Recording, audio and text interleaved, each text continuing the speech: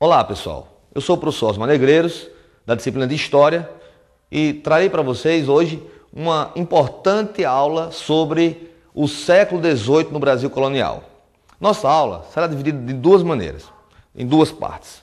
A primeira parte é uma rápida apresentação de todo o Brasil colonial durante o período do século XVIII, mais precisamente, devido à grande extração do ouro que os portugueses vieram buscar aqui. No segundo momento, nós vamos apresentar para vocês uma dica de livro para aprofundar o seu conhecimento e fazer uma pequena reflexão, um pequeno exercício para retomar o que foi dito na aula de hoje. Então, começamos. Hoje, nós vamos apresentar como os primeiros bandeirantes descobriram o ouro no Brasil. Os bandeirantes, vocês sabem, que eram aquelas pessoas corajosas, destemidas, que se arriscavam nas vastas florestas do Brasil e arriscavam a sua vida até, porque tinham uma péssima alimentação, conviviam com animais perigosos, peçonhentos, que eles não conheciam, mas isso tinha todo um objetivo bem claro. Os bandeirantes eram financiados pelos colonos portugueses, ou mesmo eram pessoas com coragem que iam por iniciativa própria na busca ávida do metal precioso. Os portugueses sabiam que no Brasil existia ouro, eles só não tinham encontrado ainda o lugar exato da sua extração. E vão encontrar no final do século XVII e início do século XVIII. O século XVIII para o Brasil é marcante, porque logo no comecinho do século XVIII, a coroa portuguesa cria a Intendência das Minas, um órgão fiscalizador da região mineradora. Com esse órgão, foi estabelecido o sistema de datação pela coroa portuguesa. Como é o sistema de datação? Veja bem, qualquer pessoa que encontrasse ouro em qualquer lugar do Brasil deveria informar ao intendente das minas, uma pessoa responsável pelo órgão, que era encaminhado diretamente de Portugal, a notificação do ouro. E aí, de posse dessa informação, o intendente, junto com os seus funcionários, iria até a região citada e lá estabeleceria uma divisão de terras. Essa divisão era feita em vários lotes de terra. Esses lotes podiam variar de tamanho. Cada um desses lotes recebia o nome de data. Por isso o nome era Sistema de Datação. Qualquer pessoa poderia encontrar o ouro. Se você encontrasse o ouro, você tinha o direito de ficar com o primeiro lote, a sua escolha. Os demais lotes seriam divididos entre a pessoa que encontrou, a própria corte portuguesa e leilões feitos por pessoas interessadas. Isso alavancou a extração das Minas Gerais e tornou aquela região, onde hoje representa o estado de Minas Gerais, a região mais rica do Brasil naquele momento. Mas a quantidade de desvio de tributos, a quantidade de pessoas que sonegavam os impostos era muito grande. Eles achavam extorsiva a exploração portuguesa sobre a região colonial. Por isso, a coroa portuguesa, visando aumentar a sua arrecadação, resolveu criar um órgão ainda mais incisivo, as Casas de Fundição. A partir de 1721, a coroa portuguesa estabeleceu que qualquer ouro para circular em toda a colônia, deveria ser obrigatoriamente levado até as casas de fundição. Nas casas de fundição, o ouro era quintado. O que é o processo de quintação do ouro? Ele era derretido, feito a sua liga metálica, misturado com cobre, com ferro, e automaticamente a casa de fundição já tomava 20% de todo o total do ouro que foi levado para lá. Veja só. Agora, o imposto era cobrado na fonte. Não tinha mais como o colono desviar aquele imposto. Por isso, a arrecadação tributária subiu muito. Você pode ver no gráfico aí, a partir de 1721, olhe quantas toneladas de ouro o Brasil conseguiu exportar para Portugal a partir de então.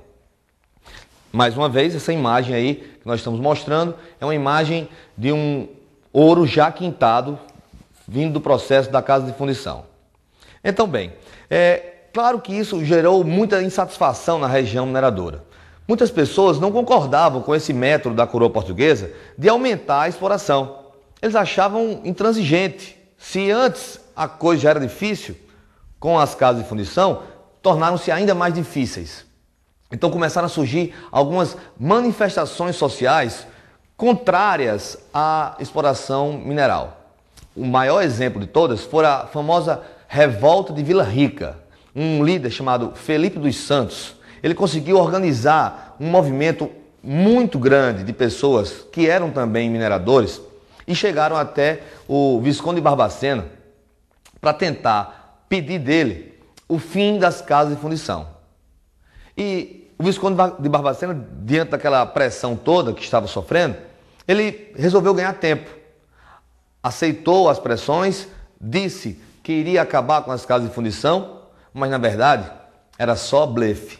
O que ele estava ganhando era fortalecimento militar. Quando os dragões da coroa portuguesa vieram até a região das Minas, a região de Vila Rica, logo o exército português foi acionado e Felipe dos Santos foi morto junto com os líderes da revolta. Desde então, a coroa portuguesa passou a pressionar cada vez mais os mineradores e também a submeter a região a cada vez mais tributos. Impostos, muitos, além do quinto que nós já falamos, foi criado também a finta, que era a cobrança de 1.500 quilos de ouro por ano de cada vila de exploração, a captação, que era o imposto pago por cabeça. Cada escravo que você tinha trabalhando nas minas, você tinha que pagar a coroa portuguesa por eles. E, é claro, o mais famoso e odiado de todos os impostos, a derrama. A derrama foi muito odiado e famoso, porque foi naquele momento, foi na criação da derrama, que foi estabelecido um dos maiores eventos da história do Brasil colonial. A trama liderada por Tiradentes. A gente vai falar de Tiradentes em uma outra aula mais especificamente, mas o movimento que Tiradentes liderou foi o movimento da Inconfidência Mineira. Foi a primeira grande tentativa de independência do Brasil e já naquele momento lutava-se por república. Então, bem, voltando para a questão mineradora. A região mineradora logo trouxe muitos seguidores do mundo inteiro em busca do ouro. Vinha gente de todos os lugares do mundo para tentar ficar rico naquela região. Havia aquele sonho, aquela esperança maior de que qualquer pessoa que pudesse encontrar ouro poderia mudar radicalmente a sua vida. Então, se você prestar bem atenção, a região mineradora ela mudou completamente o cenário do Brasil. Se no século XVI, no século XVII, o Brasil era um país agrário, voltado para o litoral, a exportação da cana-de-açúcar e dos produtos agrários, agora com o século XVIII, o Brasil conseguiu fazer várias cidades no interior da colônia, principalmente na região mineradora. A população cresceu enormemente. Com o crescimento da população e também o crescimento do PIB, cresceram os problemas. Os movimentos sociais na região mineradora foram muitos, embora a gente destaque os mais famosos, já citados aqui na aula de hoje, a Inconfidência Mineira e a Revolta de Vila Rica de Felipe dos Santos, mas haviam outros movimentos cotidianos. Mas não foi só as pessoas comuns, os mineradores, que se atraíram pela região mineradora, não. A Igreja Católica também se atraiu bastante pela região e fundou lá na região de Vila Rica várias igrejas, vários templos católicos. São muitos os templos católicos criados naquela época com o dinheiro que a igreja também arrecadava dos mineradores. É claro que a fé ela esteve associada à exploração mineral.